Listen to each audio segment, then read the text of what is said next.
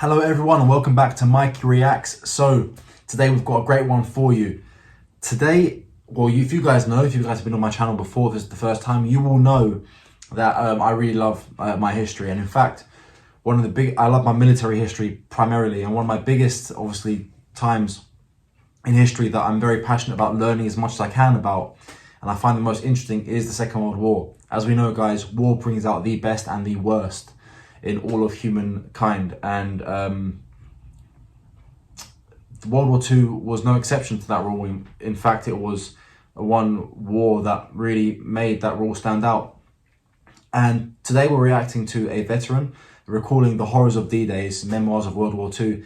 And I really like this kind of stuff. I obviously am a big fan of Band of Brothers, and one thing that I liked about Band of Brothers over the Pacific was at the beginning of every episode and the end of every episode, you had the men of the 101st Airborne talking to you from their homes in the United States as old men, heroes, may I add.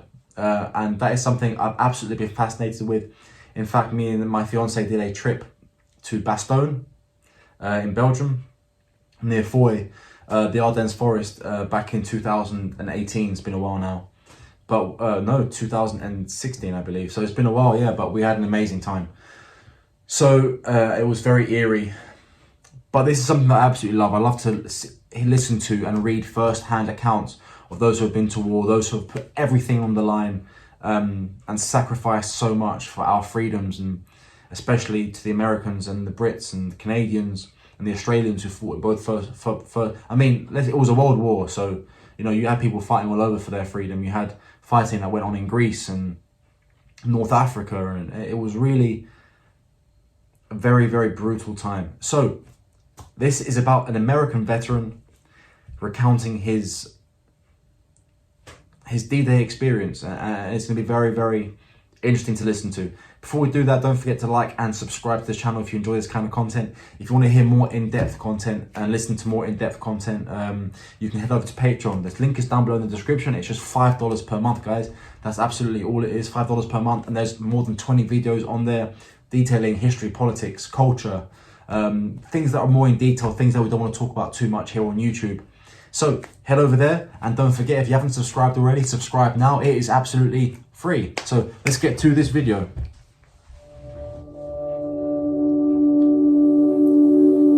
We were told, don't try to help anybody. Don't bring nobody back to the ship. Get back here as fast as you can to get another load. We got to get manpower on the beach. The first wave I was on, and not a man survived out of that. Oh.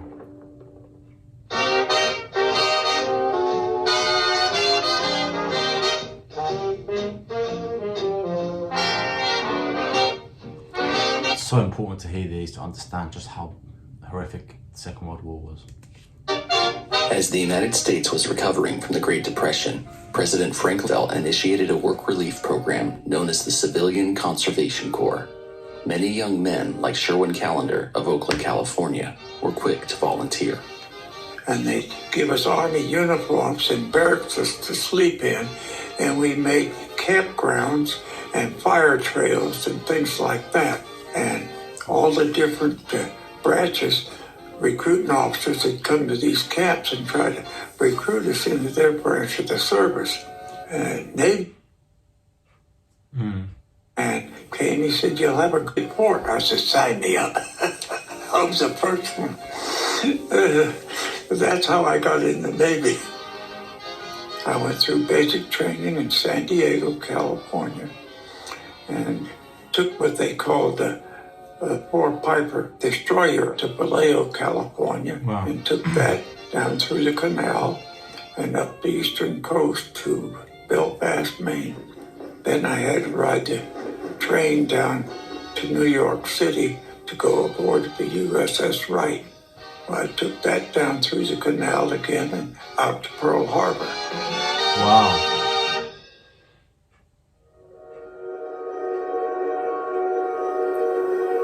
We'd go to Midway and Wake Island. We'd carry men and material out to them both. You can see before Second World War occurred, they had the still using the same helmets they were using in the First World War that were designed to stop shrapnel from hitting your sides. And the last time on our way back from Wake Island, a carrier passed us. Going the same direction. We were heading back to Pearl, and they were heading towards Pearl too. And we knew it was a carrier. It was at night, but we didn't know what nationality it was. Then the next morning, we heard over the news broadcast they attacked Pearl Harbor. Oh my God! So they passed a Japanese carrier not even knowing. When we pulled into Pearl Harbor, I'd never seen such a mess in my life. I've even had to pull bodies out of the water. Wow. One that gets me so bad that I'll never forget. I reached out and grabbed him by the hair, started to lift his body out. He was slipping. I reached over and grabbed his arm, and the meat just come right off the bone. I'll never forget that. The Japanese attack on Pearl Harbor inflicted more than 2,000 American casualties, and the U.S. went to war. Having experienced far more than he had anticipated, Sherwin requested a change of scenery. I didn't want to mess with them Japs anymore, so I volunteered for amphibious training. They sent me all the way to Little Creek, Virginia, and that was the most vigorous training I ever went through.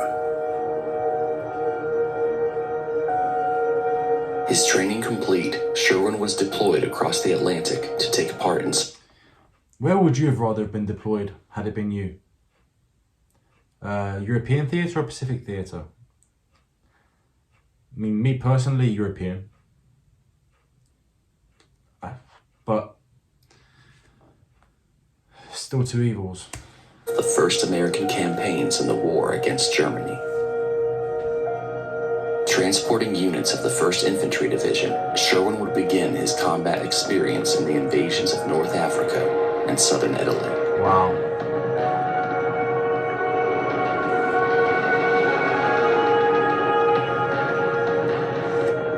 But the next operation would be the largest and most decisive yet, a chance to throw the gates of German-occupied Europe wide open. D-Day. June 6th, yeah. You know, it was actually meant to be June 5th. In case you didn't, it was meant to be June 5th, but called off for bad weather. Sailors and airmen of the Allied Expeditionary Force, you are about to embark upon the great crusade. I have full confidence in your courage, devotion to duty, and skill in battle. We will accept nothing less than full victory.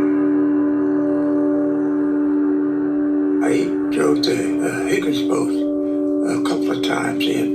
We were told, don't try to help anybody. Don't bring nobody back to the ship. Get back here as fast as you can to get another load. We got to get manpower on the beach. The first wave I was on, and not a man survived out of that.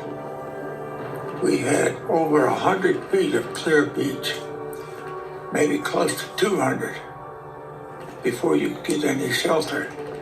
And the Germans was up on the hills bombarding us. For at least 10 feet, the water was just blood red. Bodies all over, even dropped the gate down on top of bodies. Couldn't help it. And there was quite a few injured that we still couldn't bring them back because we had to get manpower on the beach. There was one young boy, he couldn't have been over 17. When we dropped off the load, he said, I want my mama. We couldn't stop to help him and bring him back or nothing. It was mean. That was the worst battle I believe I was in.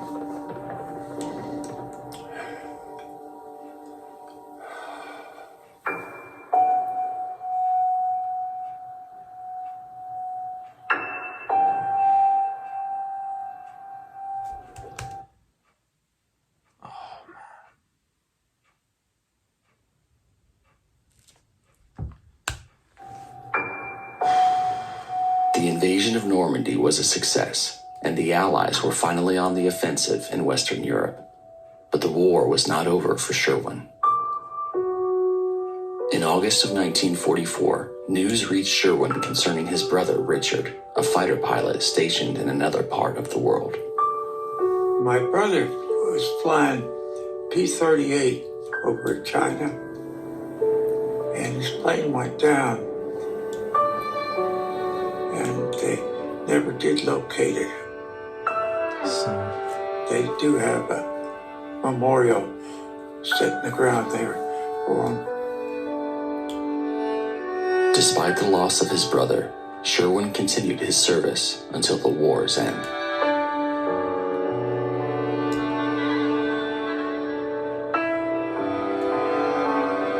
In the years since the Second World War, Sherwin has frequented schools and veteran events, sharing his story as a reminder of the cost of freedom. At the time of our interview, he was eagerly awaiting a trip back to Normandy for the 75th anniversary of D-Day. wow.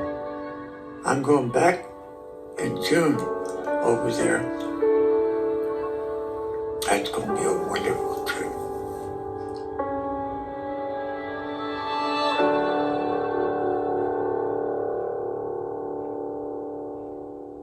Wow.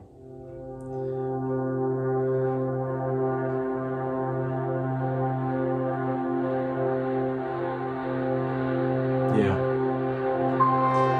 That's the big shame. Yeah.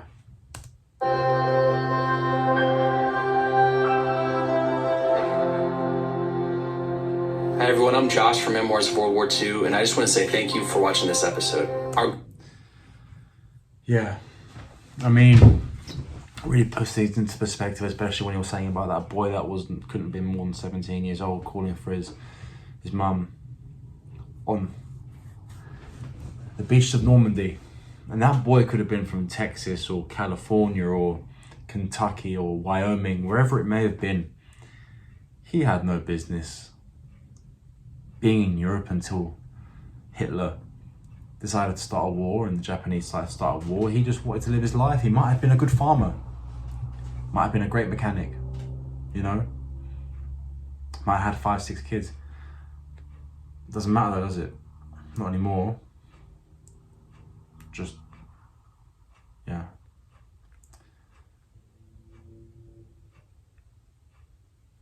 He probably didn't even know where France was, right? And there he is, dying on a cold beach in June, wondering why he's there or where he actually is. You know, so asking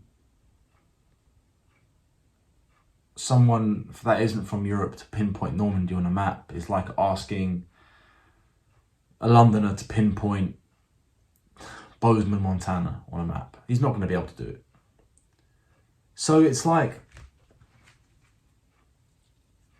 here's a young boy who's been forced, a young man who's been, not forced, but his hand has been played for him by leaders of countries, and here he is.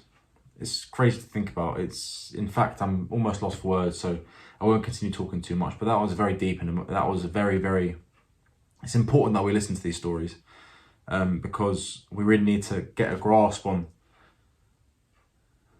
what it was like for these incredible young men, and thankfully they will never be forgotten. Not in my lifetime anyway, I hope. I like this. I'll be watching more of these memoirs of World War II because they seem absolutely amazing. So thank you guys for being here with me. Let me know what you think down in the comments, and have a great day, and I'll see you on the next one. Don't forget to like and subscribe, and to head over to Patreon. Link is in the description. It's just $5 per month. I'll see you in the next video, guys.